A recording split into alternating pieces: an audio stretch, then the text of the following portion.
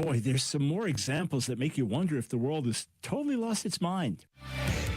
It's time for The Line of Fire with your host, biblical scholar and cultural commentator, Dr. Michael Brown. Your voice for moral sanity and spiritual clarity. Call 866-34-TRUTH to get on The Line of Fire. And now, here's your host, Dr. Michael Brown.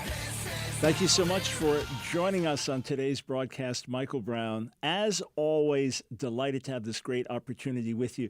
By the way, this is a special week in the Brown household. Yeah, I turned 68 on Thursday, but the bigger event to me, the amazing, wonderful event, is 47 years of marriage to my wonderful bride, Nancy. That is on Tuesday, so that's tomorrow. Oh, yeah. Getting ready for the great celebration. Quiet, but special family time. Anyway, I'm just excited about the week and excited about 47 years of marriage and excited to be full of health and vigor and vision. 68 feeling like a kid, just ready to get going. So welcome to the broadcast, 866-34-TRUTH. I'm going to open the phones to any question on any subject that you want to talk to me about a little later in the broadcast because I got a lot of ground I want to cover with you first. 866-348-7884. As I was praying yesterday afternoon about which way to go in terms of writing and should I write a new article on a subject, I don't just do it automatically. I was thinking about a number of things that I've read recently that just make you scratch your head and say, is the world that crazy? Are people that much off track in terms of reality, in terms of what they think is right and wrong? And I've made a pledge to you. I've said it before. Let me say it again. I won't get your blood boiling unless I also get your faith rising. In other words, I'm going to say some things and you may get upset or agitated, but the goal is not to agitate you. The goal is to motivate you. The goal is to encourage you. The goal is to strengthen you. The goal is to stir so that your heart and mind will be awakened, and then we can pray, and then we can stand, and then we can do the right thing. We are here to infuse you with faith and truth and courage, not fear and not just controversy, but with faith and truth and courage. So I noticed this story been reported. Actor Rainn Wilson, I'm not familiar with his work, but there's a HBO series I know nothing about whatsoever, haven't seen it, don't know anything about it. And he happened to mention that the last episode has a Christian preacher reading from the Bible. So the moment you see someone on secular TV, preacher reading from the Bible, you have a pretty good idea. Cable TV, secular, you have a pretty good idea that it's not going to be favorable. It's not going to be one of these, oh, wonderful, oh, a real example, or what a godly man, or what a godly woman, or wow, this is going to be a wholesome, edifying, encouraging story. You'll get that in Christian cinema, right? But not what you're going to expect from the world. So the guy ends up being some kind of terrorist. So he's a Bible-quoting terrorist. And Rainn Wilson tweeted this out. He said, I do think there is an anti-Christian bias in Hollywood. As soon as the David character in The Last of Us started reading from the Bible, I knew that he was going to be a horrific villain. Could there be a Bible-reading preacher on a show who's actually loving and kind? Friends, when I was doing research years back for the book A Queer Thing Happened to America, and started to go through various TV series, be it an emergency room series in a hospital, be it a Law and Order type series, be it some other show that was just generic in nature. In other words, not religious in nature, not dealing with controversial moral, societal issues, but just dealing with life and death issues and crime issues and things like that.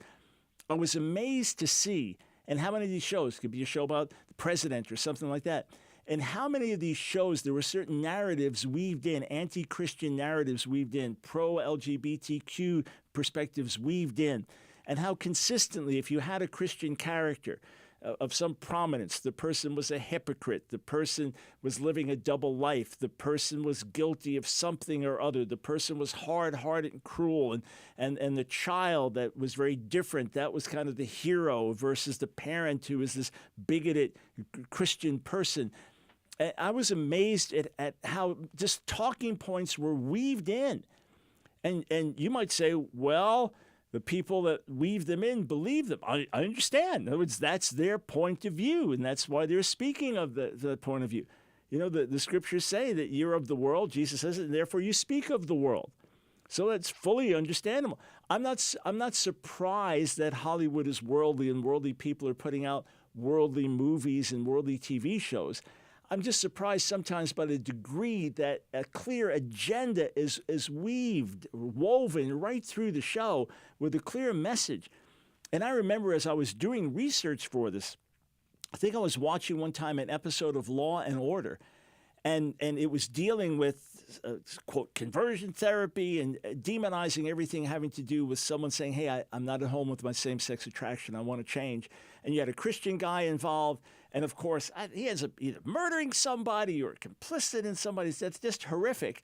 But all the talking points weaved right in. Well, it's 10% of the population. Well, no one can change. You're born that way. And I thought it's just amazing. So here, from a different angle, you see some preacher, and he says, I don't think it's going to be someone loving and kind. And then Daniel Garza tweeted in response to this. He said, defamation of Christianity has become the most unoriginal and tired cliches in movie, TV series storylines. Its prevalence is much more than a bias against an entire people. It is meant to undermine faith and position the secular-minded people as only ones with altruistic intentions. In other words, there really is an agenda to it. There really is an agenda that we just need to be aware of. We don't need to be surprised that that's the mindset. Again, it doesn't surprise me that worldly people do worldly things. It doesn't surprise me that fish swim. It doesn't surprise me that birds fly. It doesn't surprise me that sinners sin. It doesn't surprise me that people who don't believe in the God we believe in, don't believe in the scriptures we believe in, have different views and are often hostile to our views. It doesn't surprise me at all. It's just we need to be aware that people are being influenced in these ways. We need to keep that in mind, that their view of the Bible, their view of God, their view of the Christian faith is going to be very different than ours. And often people are heavily influenced by this over the years. I'm going to talk about something pretty different, but it's related. All right? And then I'll get to this article that I wrote where I list a number of things that are going on, just some rulings that make you think, has the world lost its mind? But when President Trump was in office, obviously he's a controversial enough figure in and of himself, right? He's definitely a controversial figure, and people loved him, people hated him. I fully get it, right? I voted for him, but I understood things that he did that really alienated people, and I wish he didn't say and do many of those things. All right, so that I understood, but I would interact with maybe an old friend, someone I went to school with as a kid, and this person is a liberal Democrat, a Jewish person, not a believer. What I forgot was that what they believed about Trump was not just the bad things that he said and did, or the bad example he was in certain ways, but they believed every evil report about him. They believed the most horrific things that were being said about him that were total exaggerations. So I'm not denying he was controversial. Whether you voted for him or not, it's not the issue. But I had a process. Like one guy just cut me off. He was an old friend. We were friends on Facebook. We'd be in touch every so often. But he just couldn't deal with me if I said anything positive about Trump. It wasn't just that he had a certain animus against Trump and an animus against his views and the views that I supported, he rejected. No, it wasn't just that. It was that he also believed that he was more evil and more diabolical and more sinister and more destructive because he was being bombarded by news reports, biased news reports to that effect. So we just have to remember, people are being indoctrinated. Now, we're all being indoctrinated whether we know it or not. Some of us are intentionally. In other words, I intentionally am immersing myself in the Word of God and biblical truth so as to get my heart and mind renewed according to the Word, according to the truth. I believe it's right. So I'm intentionally, in that sense, in a positive way, indoctrinating myself. If you're listening to the show, I'm trying to indoctrinate you in a positive way. But others are getting indoctrinated, and they don't even realize it. It doesn't come to mind at all, because they just think, oh, I'm just getting some information. No. You're getting a lot of biased stuff presented in a lot of biased ways. Okay, let's get over to my article And I'm going to start with a story that was reported on Breitbart. Jack Montgomery reported this. And the story announces, this is the headline of the story. Hang on, just got to pull this up in front of me. The headline of the story said this: women and, quote, non-binary people can go topless in Berlin pools, diversity ombudsman rules. So Jack Montgomery reported that women and non-binary people with breasts will be able to go topless at Berlin swimming pools after a ruling from the German capital's diversity ombudsman. So this is what Dr. Doris Liebscher said. She heads the city's ombudsman office. She hailed the change, saying, quote, "The ombudsman very much welcomes the decision of the bathing establishments because it creates equal rights for all Berliners, whether male or female or non-binary, and because it also creates legal certainty for the staff and the bathing establishments." Yeah, obviously there's no difference between a man's body and a woman's body, right? And if a man can go topless, why not a woman, right? Equality for all. Yes, my sarcasm there. And then this paragraph. You try to figure out what's going on here. And notice the gender pronouns. The municipal government in the university city made the change in response to a complaint by a biologically male trans man who was banned from a pool for refusing to cover their breasts on the basis that they were a man and men did not need to cover their chests. So if I have this right, this is a biological male who now identifies as a female, but is being referenced here as a trans man, and who apparently has female breasts, who is protesting the fact that he, who now claims to be a she, must cover his chest. But since men do not have to cover their chest, and he is really a man, at least for the sake of the court case, since he otherwise identifies as a woman, then he, even as a she, shouldn't have to cover their chest. Is that correct? You say, Dr. Brown, you're making fun of this individual. I hope this individual comes to find wholeness in the Lord and wholeness in the body in which this individual was created. That's my hope, my sincere prayer, my sincere desire. I wish no evil to this person. I wish them wholeness. But you do not turn reality upside down because of an individual's particular struggles. This is just the world losing its mind.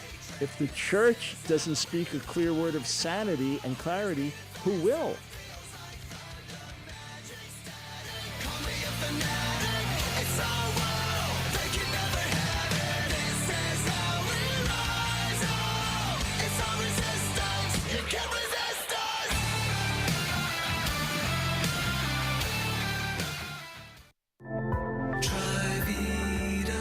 Let's hear what Trivita customers are saying. Dr. Brown, I can't wait to tell you that those supplements are absolutely amazing. My strength has gone up at least 15 pounds in everything I do. I mean, I can curl, like I'll usually do curls with arms. You know, I'll do 40 to 45. I was doing 60-pound curls 10 times in each arm. And then yesterday, I did a back workout, and I was doing weight that I haven't done since my 20s.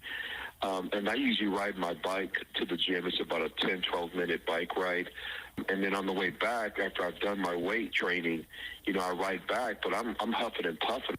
And I rode my bike there and back, and I had so much energy. I'm telling you, the combination of the nitric oxide with the MyoHealth is just amazing. I can't believe how much strength I have right now. I mean, I'm just really excited about it. Trivita wants you to experience wellness too. Do something good for your heart and cardiovascular system. Learn how to get 25% off Nitric Oxide Plus. Call 800-811-9628 or go to Trivita.com. Use promo code BROWN25 in the shopping cart to receive 25% off your first order, and Trivita will give a substantial portion of your order to help support the Line of Fire radio broadcast. Call 800-811-9628 or go to Trivita.com. Use promo code BROWN25 in the shopping cart. Get 25% off Nitric Oxide Plus. Call 800-811-9628. 800-811-9628. It's The Line of Fire with your host, Dr. Michael Brown. Get on The Line of Fire by calling 866-34-TRUTH. Here again is Dr. Michael Brown. Thanks, friends, for joining us on The Line of Fire. Hey, big announcement for you with the help of our sponsor, Trivita, and with the help of you, our supporters. We are launching on a new station a week from today, so March 20th. We launch in Phoenix on a great station that can reach up to 5 million people. The first step as we go forward to blanket the nation with the Line of Fire. God's given us the mandate to do it. With your prayer, your support, your help, we're able to do it. And remember, if you haven't placed your order yet with Trivita, 800-811-9628. 800-811-9628. Say that Dr. Brown sent you. Be sure to do that. Not only do you get a 25% discount on the order, but 100% of your first order and more than a tithe of all subsequent orders will help us continue to spread this message around the nation. So if you're cheering us on, if you say, Dr. Brown, we're with you, we believe in you, here's a great way to bless yourself with these great supplements and to help us get the message out around the nation. Okay. 866-34-TRUTH is the number to call. I'll be getting to your calls in a little while. Okay, so Germany says you've got a transgender individual, we've got non-binary people that don't quite fit in the category, so if a man can go swimming topless, then a woman can go swimming topless because a man with female breasts can go swimming topless. I mean, this is some of the madness that we're now dealing with in society. I suggested in my article that perhaps the people in Germany could learn from what happened in Sweden. So this was reported back in 2018.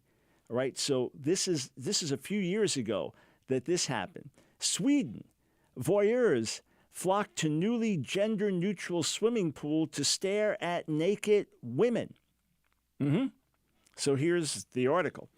A program at a Swedish open-air swimming bath in Malmö that eliminated gender-separate areas to encourage transgender bathers has resulted in men taking the opportunity to stare at naked women. So while, quote, very few transgender people were making use of the program, men and boys used it as an excuse to enter women's showers, changing rooms, and toilets. What a ridiculous, horrific, and abusive situation. What an unfair situation to the women that are going there to swim. What an absolutely absurd thing. You say, well, what about transgender individuals? Listen, if I do something volitionally to myself that now puts me in a category that makes others uncomfortable, that's on me. It's not now up to them to change everything. In other words, let's just say that I decided to get tattoos all over my face, right? And they were filled with profanity. And now I want to get a job as a receptionist at your dental office. And you say, sorry, that's inappropriate. Well, I can't claim it's discrimination or anything. I've done that to myself. If I truly believe that I am a man trapped in a woman's body, and initially, I just want to start dressing as a woman to see how it feels and wearing a wig. I don't even want to shave my mustache at this point. I just want to kind of see how it feels. And I go to a school, let's say a Christian school, and I understand it's a preschool. They're hiring teachers, and they say, no, I'm sorry, we can't hire you because that would be confusing to the children, also contrary to our own Christian ethic about being at home in the body in which you were created and not blurring gender distinctions. I can't call that discrimination or hate or transphobia. I've put that on myself by a choice that I made. Let's just say I suffered from what's known as body identity integrity order, another deeply tormenting thing that people go through, just like those who struggle with gender dysphoria. It can be deeply tormenting to them. So let's just say that I chose to cut off a limb. I mean, these things actually happen in all kinds of horrific ways. One guy froze his leg until it finally had to be amputated, and he was thrilled. He says the best thing he ever did. He felt whole after doing that. Well, I now can't play sports with one limb, right? I've imposed that on myself.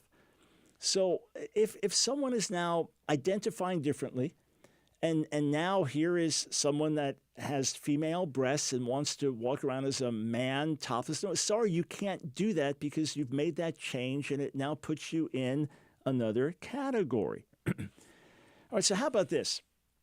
Woman of the Year. Glamour magazine gave that award to Bruce Jenner years ago, Caitlyn Jenner. You think, what an insult to other women. The Woman of the Year is a biological male. And then Richard, quote, Rachel Levine in the Biden administration was given a Woman of the Year award for USA Today and was hailed as the first 4-star female admiral. No, this is a man who had a career in the Navy and now is recognized as a 4-star admiral who now identifies as a woman. That's not an achievement for a woman. Let's not degrade women by saying the first woman ever to do it is a man. But yet again, here's what happens. Let me give you this report. Headline declares this: Jill Biden gives International Women of Courage Award to transgender official. Yep. So here's what happens. Let me read that story to you. What happened to my screen here? How did I lose my story? All right, I'll get it back. There we go. So Jill Biden presents an International Women of Courage Award to a biological male who identifies as a female. Sarah Huckabee Sanders tweeted, "It's International Women's Day. A good time to remember that Democrats can't even tell you what a woman is." Look, there are things that deserve scorn. And this is one of them, to say, wait, please wake up to reality. We've gone completely mad. Please wake up to reality. I expressed it saying this: it really seems as if the ongoing trend to honor trans-identified biological males for being the first ever woman to achieve something or the best woman in a category is the latest form of misogyny. Men make better women than women do. Now, this individual that received the award may be a courageous individual, but this is a biological male not to be granted an award as a courageous female. The good news is that more and more people are saying, this is crazy. We didn't sign up for this. We didn't sign up for this radical shift in society. We've been shouting about it for almost 20 years because we saw where the trajectory is going. The good news is people are waking up. The good news is states are passing laws that are pushing back against these very things. And at the same time, many Christians are realizing these are real areas of struggle, and we need to be more compassionate and more long-suffering. We need to reach out more. We need to communicate more. We need to help people more. So for sure, we need, as we've said for years, hearts of compassion, backbones of steel. Hearts of compassion, backbones of steel. So that's what we want to cultivate in you, our listeners. That's what we want to produce in the society. Let's reach out to people who are struggling with compassion, grace, mercy. Let us stand against cultural madness with absolute certainty and absolute conviction. If we don't stand for what's right, if we don't convey what's right, if we don't shine like lights in the world, if we are not the moral conscience of the society, how is the world going to get things right? And what happens to kids who are immersed in this from preschool on? Or maybe even from parents thinking it's a good thing to enlighten their kids early on and having like gay BC reading books and things like that. And then from cartoons on through everything they're getting exposed to in social media and from peers and in the educational system. It is a massive bombardment. The answer is revival in the church, leading to awakening in society. In fact, I want to share with you in a moment, our next break, we'll do that very thing. Let me encourage you that God is at work. God is at work. Hearts are being stirred. We are in the early seasons of a fresh revival movement. I'd love to get these resources into your hands on revival, stirring your heart to believe God for something like we've never seen in American history. The time is now. The hour is now. God's moving. Let him move in you. Let him move in me. We'll be right back.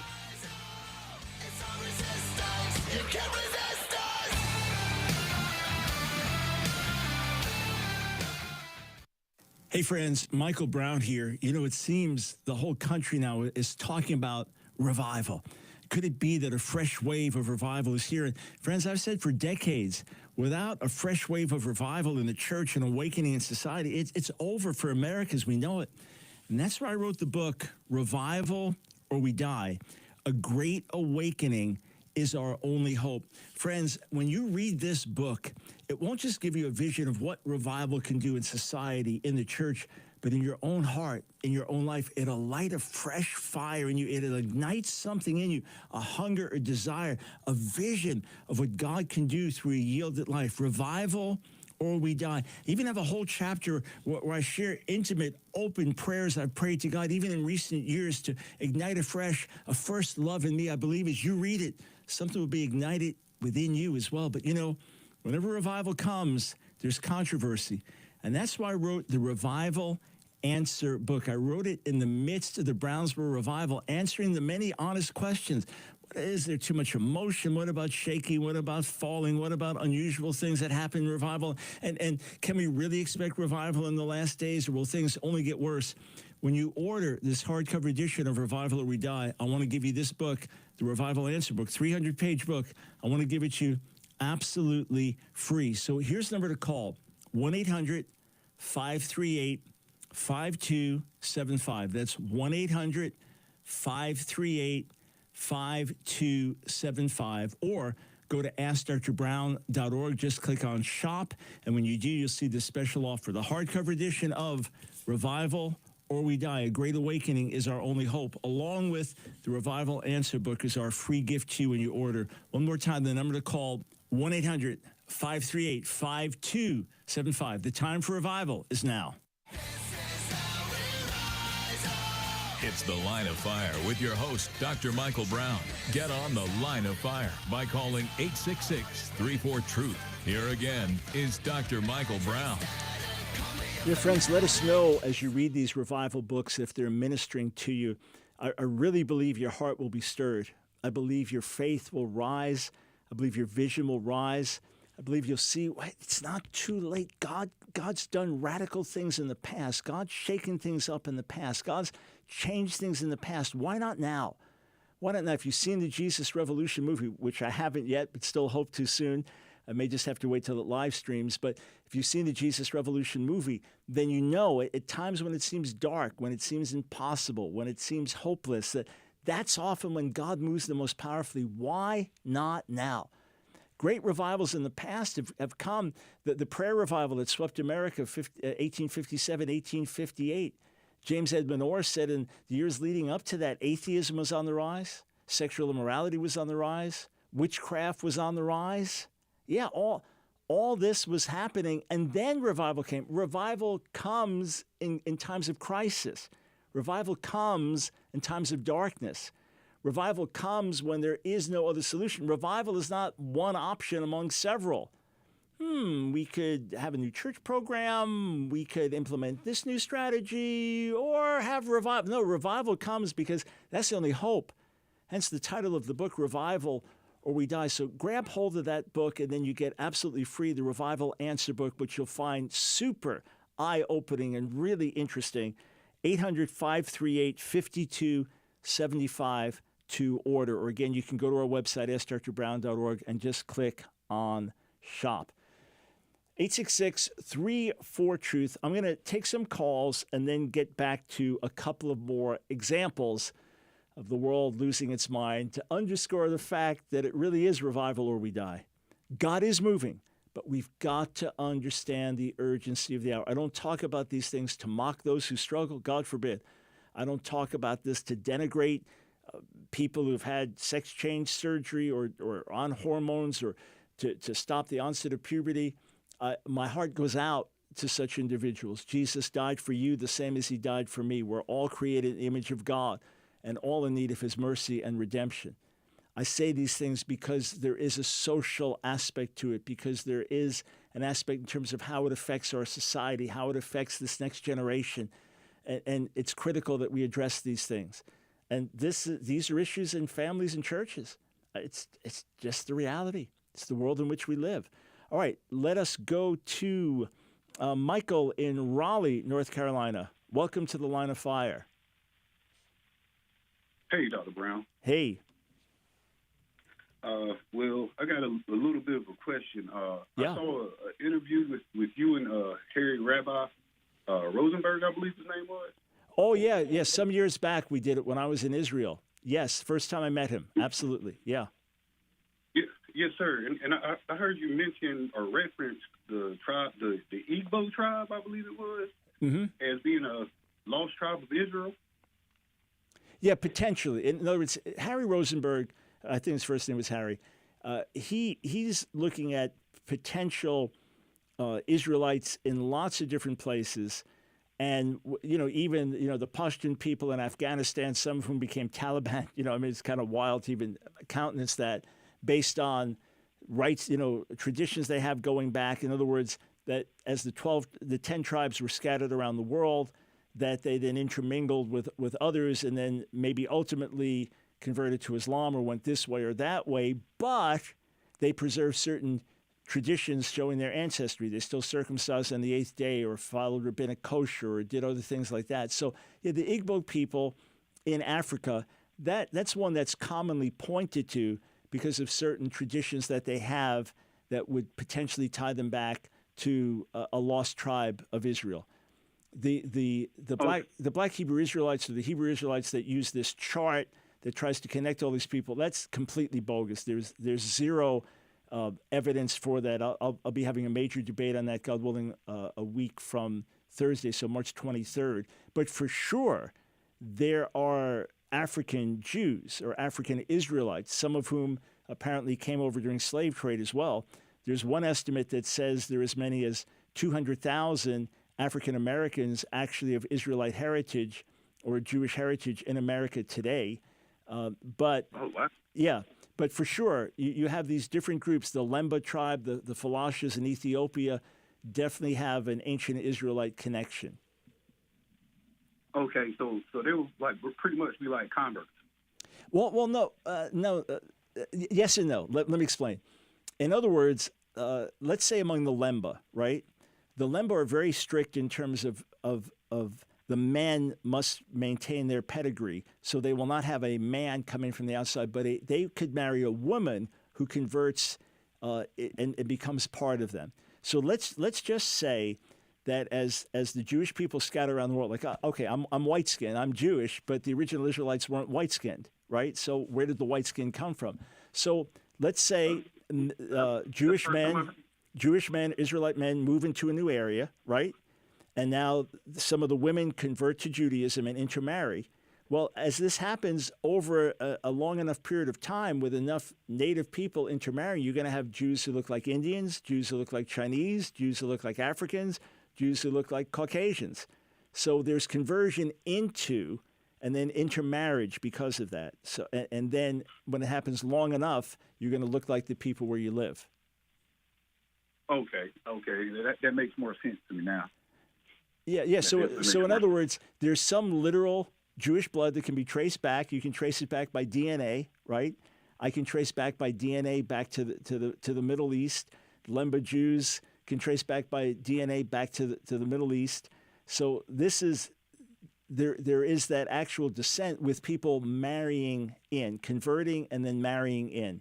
Yeah, that's how it works itself out. Okay, perfect. I greatly appreciate you answering that question.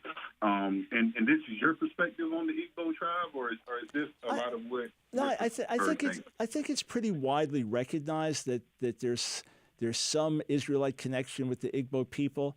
Exactly how far it goes, that's what's debated. But there does seem to be a genuine connection there. Once you get online and start searching, you'll find every imaginable kind of article and claim. Okay. So you got to sift it through. But no, this is not like an obscure way out claim. Otherwise, I wouldn't be entertaining it. There seems to be a lot of evidence behind it. Okay. And another question: is there any sources that you can give me so I can read more about that? Because I'm Baptist Christian. I've never never heard this before, and I'm Yeah. starting to hear it a little bit now. So I here's just want to see if I can Yes, sir. what's going on. here's a good place to go. There is a rabbi and professor, Harry Abramson, Abramson. Harry Abramson.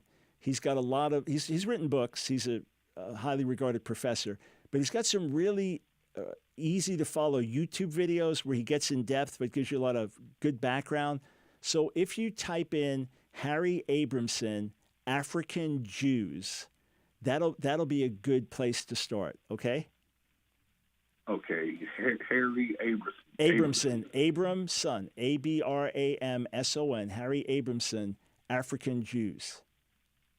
All right. Thank you so much. You are Thank very, you so very much. welcome. Sure thing. All right, sure thing. right. So let me just explain something. There's no doubt that there are African Jews or Israelites, and that there are Hispanic Jews / Israelites. There's no question about that, and that's I have no desire to argue against that. All right. So when I have my debate, God willing, a week from Thursday, so March 23rd, with Al-Azhar from the Sicarii, the debate on the one hand will be to debunk the 12-tribe chart, which is a modern invention, and which relies on convoluted interpretations of Scripture and random select historical references or wherever you want to pull out to try to make the thing work. You could use the same arguments to make anybody the lost tribes of Israel. And of course, there is no way that the Hebrew Israelites that hold to this, now many don't, they reject the chart, but those who hold to it, there's no actual factual way you can connect that this group to this tribe. Zero. And you claim to do it based on Torah interpretation, that's easily demolished. God willing, we'll demonstrate that when we do the debate. You have to remember, though, that people also have extensive folklore and traditions that have been preserved. So among the Ethiopian Jews that had lived as Jews for centuries and followed certain customs, they didn't follow later rabbinic customs because they go back before that. All right, that would be my best understanding. So you have things that have been practiced over the centuries.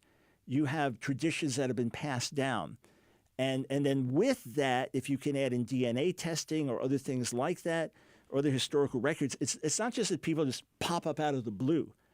So, for example, Iraqi Jews, almost no one there now, but they were there for 2,500 years continuously since the Babylonian exile. There's a community there in Babylon, which then ultimately today would be much of Iraq, and they lived there through the centuries. The creators of the Babylonian Talmud hundreds of years after that.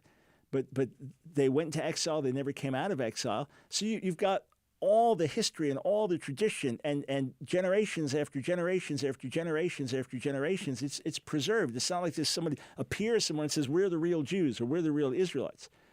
So you have this background. Often you'll have linguistic background, not a word that sounds like this. You can make anything sound like anything. But excellent connections that can be looked at one after another after another after another. And that's how you make evidence. And if you want to impress the ignorant, you pull together all kinds of these little things and say, wow, look at what we proved. But, the old adage, 0 + 0 + 0 = 0. So once you deflate those balloons and show they're empty, then you say, okay, let's really see how we can trace these things back.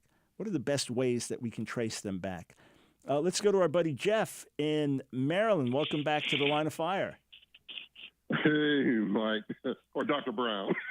Hey, man. I wanted to say something to you that I don't think I have ever said. So, happy birthday, Mike, and happy anniversary. Oh, awesome, man. Yeah. Hello. I will do it. Yeah, Tuesday, 47 years, and Thursday, 68 years. Yeah, sweet. Amen. All right. I know you got other people to get to, but I will put this out there. I would encourage people to absolutely listen to you when you're talking about revival. Just disregard what the distractors are saying. I don't care how deep the theological pedigree of a person is saying we're not into anything that God is doing. That is absolutely false. Because I'll tell you what, stay right there. Stay right there. We'll be right back. We had a shift in our clock a few days back, because of which every so often I don't time a call properly. We'll be right back.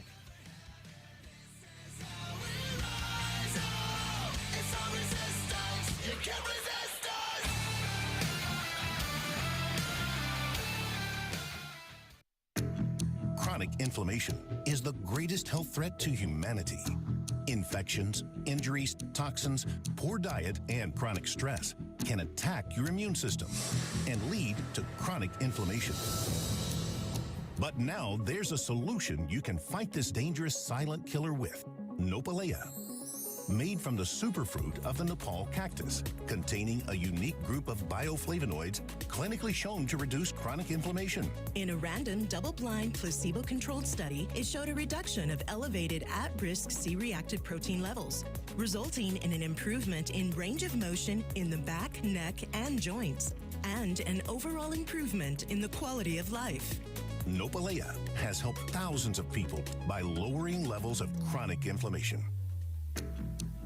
So call now 800-811-9628 or go to trivita.com. Use the promo code BROWN25 for 25% off your first order. And Trivita will give a substantial portion of your order to help support the Line of Fire radio broadcast. Or call 800-811-9628. Let's hear what customers are saying. A couple of months ago, I discovered Nopalea, and I started taking it every day like they suggested, and I started to have more movement and not feel the same stiffness. It keeps me going. I don't have to take days off anymore. I don't have to wear the brace around my back. I love Nopalea because I can go out and run with a girl that's half my age and still stay stride for stride with her, and my joints and my knees aren't bothering. It's fantastic. Call now 800-811-9628 or go to trivita.com. Use the promo code BROWN25 for 25% off your first order. Or call 800-811-9628. That's 800-811-9628.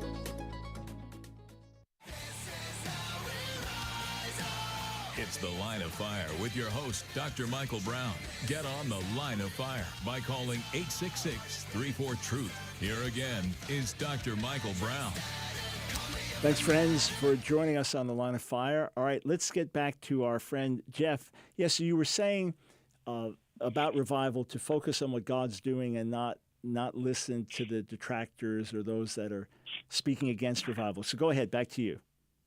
Yeah. I mean, everyone is welcome to listen to whoever they want, but there are people that don't know what they are talking about, as opposed to being able to discern, like Jesus said, the folks that did not recognize him in the day that he came, it's because they could not understand or recognize the day of the visitation of the Lord. Yeah. But there are people, if you read through the book of Luke, you would see where there was this constant mention of the Lord visiting, the Lord has visited us. But then Jesus said, well, there was more than I could have done, but you didn't recognize the day of your visitation. And we don't want to be that people. So recognize what the Lord is doing, because it is an outstanding work that is happening without big names or other folks like that coming behind it. It is something that God is doing literally like from the grassroots up. Yeah, it's something, right, absolutely. And I'm a witness to it. I hear constantly from pastors and leaders in different parts of America in terms of what's happening and a fresh outpouring and people turning to God in repentance. And Jeff, I was watching a pastor the other day. It was just a clip. I don't want to mention his name because I don't want to dishonor, disrespect. But he was talking about what happened at Asbury was not spontaneous. Rather, it was planned in conjunction with a day of prayer that was coming up. And I thought, how sad that he would think that. First, you can't plan it. You can't orchestrate it. You can't make these things happen. You can't say, oh, God is moving, and suddenly 50,000 people converge on a town of 6,000. We know how to hype things and advertise them in America, and sometimes you can't even fill a small building with all your hype because nothing's happening.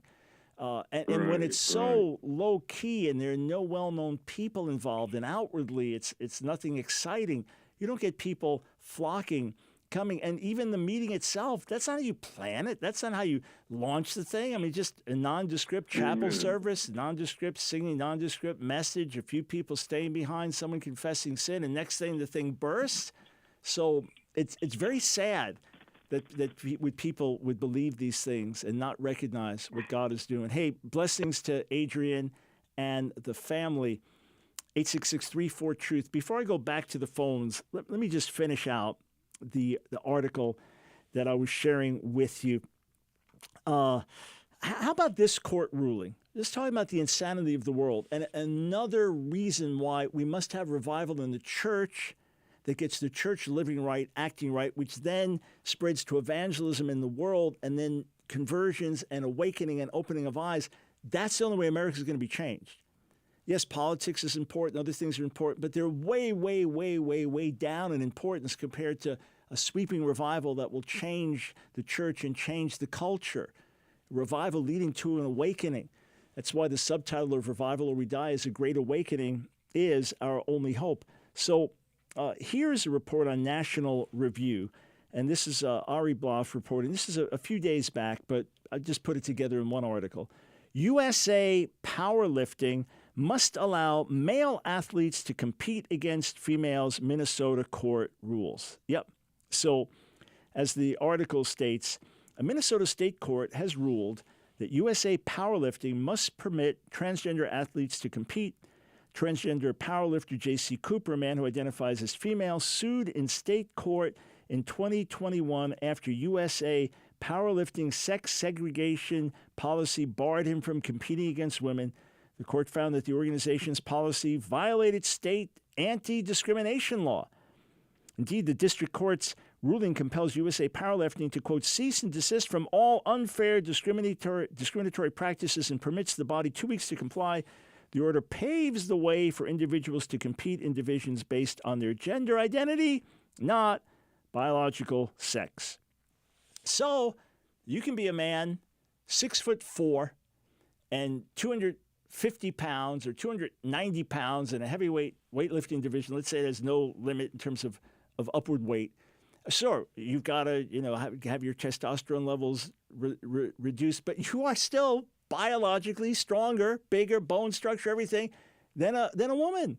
And that's why you'll have someone that was not the top level male weightlifter now smashing records as a female weightlifter. How unfair is that? And yet the ruling is in the name of being fair. Again, this is cultural madness, but friends, it undoes itself. It can only go so far before people say enough is enough. Or do we need more headlines like this one from last year? I was sexually assaulted by a transgender rapist in a woman's jail. Female prisoner, 45, describes ordeal at the hands of sex predator, 56, who molested 4 inmates during 3-month reign of terror. So a man who goes by the name of Karen White, biological male who identifies as a female, was sent to the women's jail despite having neither surgery nor hormone treatment. So this is a full-fledged biological male who now says, I'm a female, sent to a female prison, and according to these reports, sexually abuses, rapes these other women because he's a man. All have to be fair to the women in the prison. And if this person needs to have their own cell and their own bathroom because they don't fit somewhere, then whatever can be done to help accommodate, or otherwise they have to just suffer identifying as a woman and being in a prison with other biological males. But to put a biological male, not even on hormone treatments, let alone sex change surgery, in a prison cell with biological females, and to do it in the name of fairness, and courts have ruled on these things and made them happen. It is absolute insanity. So the bad news is the world really is losing its mind. The good news is that people are saying this is crazy and standing up to do something about it. May God's grace prevail. May truth prevail. May sanity prevail. That's why we're here, friends, as your voice for moral sanity and spiritual clarity. And by all means, let us continue to press in for revival to spread across America, to awaken the sleeping church, to result in a massive harvest of souls, and to bring an awakening to the society. All right, let's go to Joseph in Sioux Falls, South Dakota. Welcome to the Line of Fire. Hi there, Dr. Michael Brown. I do believe this is not a coincidence, and God's timing is perfect. So my question today is regarding a video that was just released today by Rabbi Kurt Schneider. Mm-hmm. He is doing that he wants just all the Christians everywhere to join him in to take back the rainbow. And he basically wants everyone to wear a shirt that declares in Scripture on the shirt and the rainbow that this is God's. And he wants to do it on July and call it Jesus Pride Month, where he would basically everyone would wear this shirt declaring that the rainbow belongs to God and take back the rainbow because of all the, like you mentioned, insanity that's happening with all kinds of stuff in our world right now, especially with the LGBTQ. I just want to know what your thoughts would be on that. Yeah, so the idea of take back the rainbow, that's been one that many Christian leaders have shared over the years, because the rainbow became associated with gay activism, whereas the rainbow is established by God, and the scriptural reason going back all the way back to the flood in Genesis, the 9th chapter, etc. So the rainbow colors are God's colors and so on. So in that sense, same with music, as William Booth said, God owns every note, so music ultimately belongs to God. It can be twisted and used in different ways. So as always, I think the thing that's so important is this tension that we walk in. And the way the Lord spoke it to me almost 20 years ago was reach out to the people with compassion, resist the agenda with courage. And that's the thing that we're always seeking to balance. We've got coming up April 14th, which is our annual Not Ashamed of Jesus Day. We'll be talking a lot more about it in the next few weeks leading up to it. A day that we're encouraging everyone to wear something outwardly, as we started last year, saying, hey, I'm a follower of Jesus, and I'm not ashamed, and I'm here to serve you. How can I be of help as a follower of Jesus? And to get that message out in the schools and the places of business, wherever we live, and to proclaim it for the glory of God. So obviously, Messianic Rabbi Kurt Schneider has this same kind of idea, and saying, hey, here's Jesus Pride Month. You've got Gay Pride. You've got this Pride, Jesus Pride Month. So 24/7, not just April 14th, not just 1 month. We should obviously always be living as open witnesses. So here's what we have to balance out. On the one hand, we have to recognize that when we speak, as I did today, about transgender activism and about crazy rulings in the courts and different things like that, when we do that, it will drive people away. It will make people think that we're hateful, we're bigoted, we're homophobic, we're transphobic. Many young people react against it, feeling it's an assault on their friends and family and things like that. And those in the gay and lesbian community will often hear that as you hate us, your God hates us, we want nothing to do with you. We must be aware that that is how many will perceive it, and do whatever we can on a personal level and through our public message to say, we love everyone just the same. Whether you're a same-sex couple, a heterosexual couple, an individual, trans-identified, whoever you are, Jesus died for you. Every one of us created in the image of God, every one of us of eternal value. We are all in sin, all in need of redemption. Unless we go the way of the cross, we are all lost. So we want to proclaim our love for everyone, including all those who identify as LGBTQ, anywhere else on the spectrum, while at the same time staying God's ways are best, and we stand against an agenda that we see as destructive. May God give wisdom to each as we step into this.